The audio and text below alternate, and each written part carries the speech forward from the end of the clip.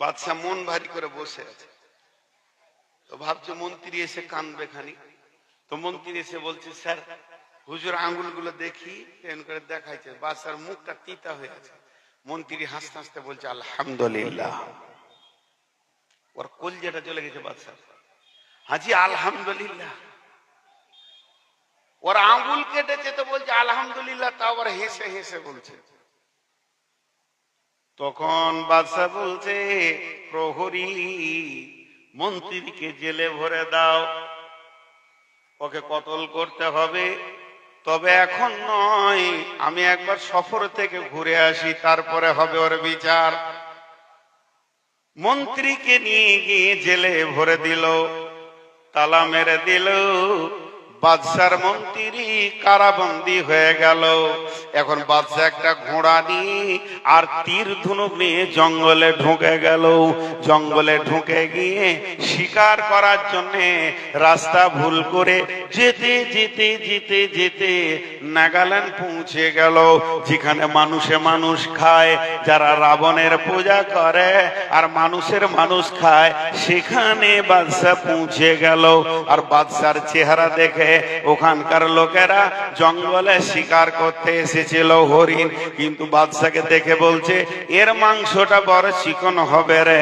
একই ধর চারিদিক থেকে তীর দিয়ে ঘেরে ধরে নিয়ে বাদশাকে বেঁধে নিয়ে গিয়ে বাড়িতে বেঁধে দিল। এবার ওকে কাটবে। রাতে বেলায় সব 20-25 জন বসেছে, যোকে কাটবো, মাংসকে কতটা লিবি, কার কোনটা লিবি, ওর সামনেই হিসাব চলছে। ও মনে মনে ভাবছে যে কালকে আমার বিরানি হয়ে আর আমার বাঁচার উপায় নাই। ঠিক আছে, ভোরবেলাতে এসে দেবতার সামনে কাটবে, রাবণের মূর্তি আছে ওই জায়গায় বাদশাকে নিয়ে গেল।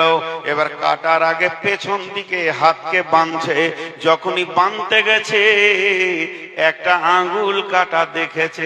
ওরা বলে রুক রুক, আগে মন্ত্রী আগে একে জিজ্ঞেস করে আয়, আমাদের যে পুরোহিত আছে পুরোহিতকে জিজ্ঞেস করে আয় লোকটা কাটা যাবে কি যাবে না। পুরোহিতের কাছে গেল, পুরোহিত বলছে কোন আঙ্গুলটা? বলছে বাম হাতের এই শাহাদাত আঙ্গুলটা কাটা গেছে, এটা নাই, ঝুলে গেছে। মন্ত্রী তখন পুরোহিত এমনি করে মন্ত্র চলছে। ছেলে বলছে রে হতভাগার দল, ওকে যদি কেটে দিস তাহলে তোদের বংশ ধ্বংস হয়ে যাবে। যেখানে এনেছিলি ওইখানে ছেড়ে দিগা, এ মাল খাওয়া যাবে না, এর লক্ষণ খারাপ রয়েছে। বাদশাকে যখন ছেড়ে দিল, ঘোড়াকে নিয়ে ধরে এসে মন্ত্রীকে বের করে বলছে তোর আলহামদটাই ঠিক আছে রে, আঙ্গুল কাটা না থাকলে আজকে বিরানি হয়ে যেতাম। সমস্ত খবর মন্ত্রীকে বললে, মন্ত্রী গলায় জড়িয়ে ধরে বলছে তোর আলহামদটা ঠিক আছে, তখন তুই আমাকে মাফ করে দে, তোকে জেলে ভরেছি ক্ষমা করে দে। মন্ত্রী বলছে ভাই ও বাদশা নামদার, আপনি মাপ চেন না, আপনি যদি জেলে না ভরতেন তো আমি তো আপনার সঙ্গে যেতাম, আমার তো আঙ্গুল কাটা নাই, তাহলে ভোজের মাল আমি খেয়ে যেতাম। আপনি যে জেলে ভরেছেন এটাও আলহামদুলিল্লাহ। আল্লাহ তাবারাক ওয়া তাআলা বলেন গোলাম রে, পৃথিবীতে চলবি উঠবি বসবি, কখনো রুজি ত্বরান্বিত করে দিব আর কখনো রুজিকে সংকুচিত করব, এ ব্যালেন্সটা আমার, রুজির মালিক আমি। নাহনু নারযুকুকুম ওয়া ইয়াহুম, অতএব আমার বিরুদ্ধে তোরা মুখ খুলবি না। অশকুরলি ওয়ালা তাকফুরুন, অশুকরের পরেই কুফরি কথা আছে, কিন্তু সবরের পরে কুফরি কথা নাই। অতএব তোরা শুকর করে নিবি, আমি আল্লাহর বিরুদ্ধে মুখ খুলবি না।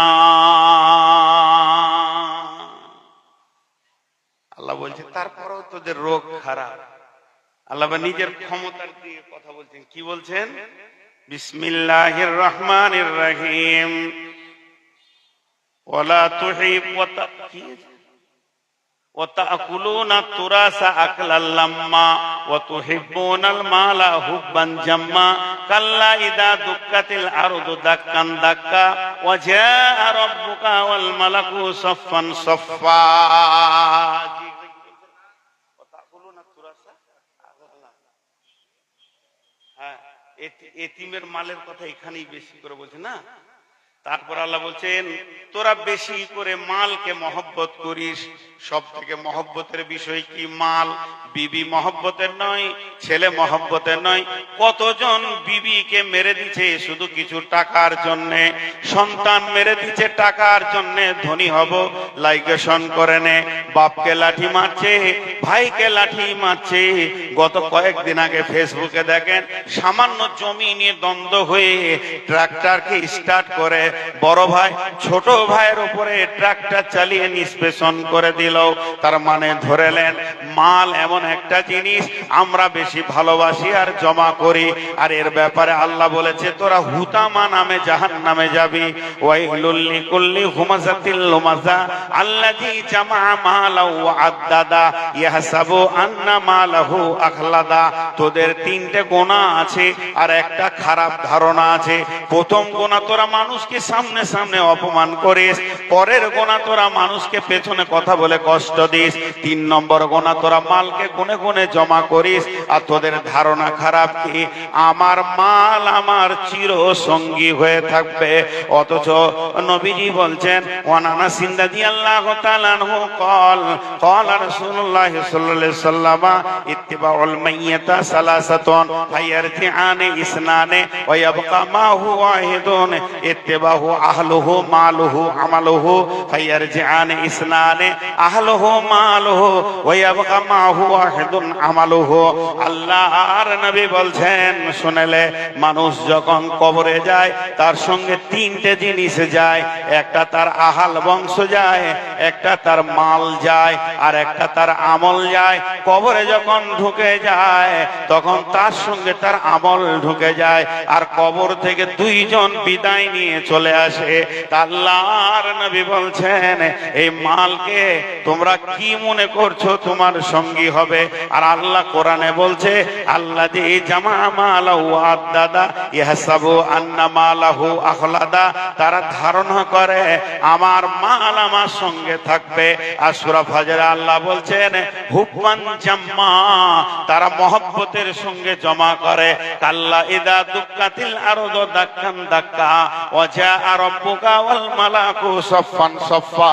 কখনোই নয়, জমিন একদিন টুকরো টুকরো হবে এবং ফেরেশতারা কাতার বন্দি দিয়ে দাঁড়াবে।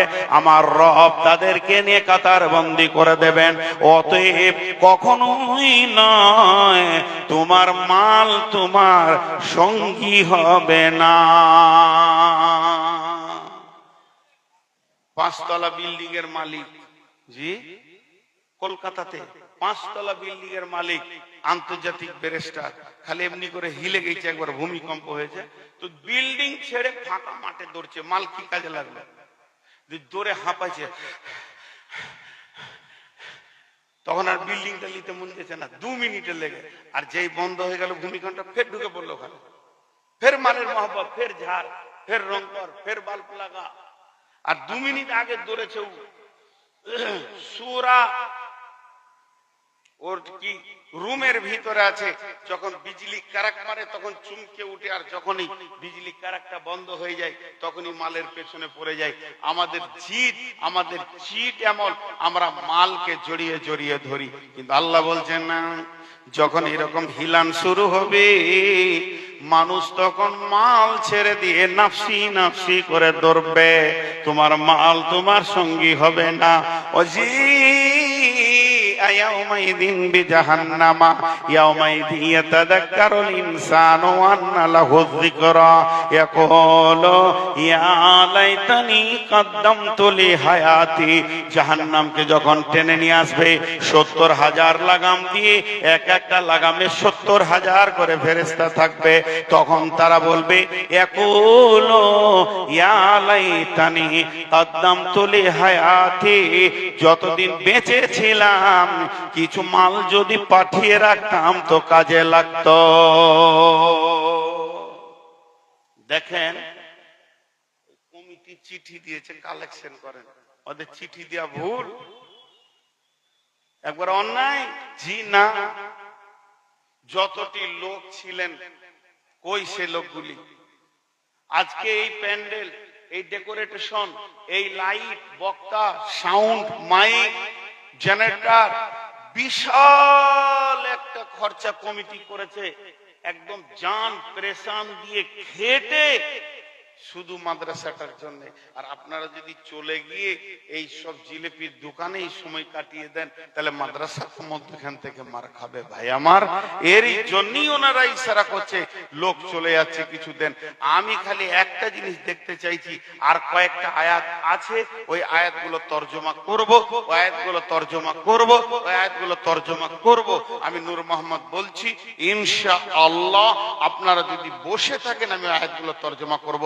লোক যথেষ্ট রয়েছেন, কিন্তু একটিবার 5 মিনিটের আমাকে একটা বিরতি দেন, 5 থেকে 7 মিনিট। যদি আমার এখন খুব কোনো চাপ আসে, আমি তো মানুষ, আমি তো ফেরেশতা নই, আমাকে অত্যন্ত পেচ্ছাপ লেগে গেছে, ধরেন আমি একটু পেচ্ছাপে যাব, 5টা মিনিট ছুটি চাইছি, তো এই 5 মিনিট হয়তো কেউ একটা গজল বলবে, আমি চলে আসবো, তো এটা মানুষকে ছাড়তেই হয়। তো অতএব আমি আপনাদের কাছে 5 থেকে 7 মিনিট টাইম নিচ্ছি। 7 মিনিট যে হবে আমি আবার আয়াত ধরে নিব। এই 7 মিনিটের ভিতরে আমি 10টা লোক দেখতে চাইছি, যারা 4000, 5000, 10000, 2000, 1000 থেকে 10000 পর্যন্ত 10টা লোক একবার লাব্বাইক বলেন।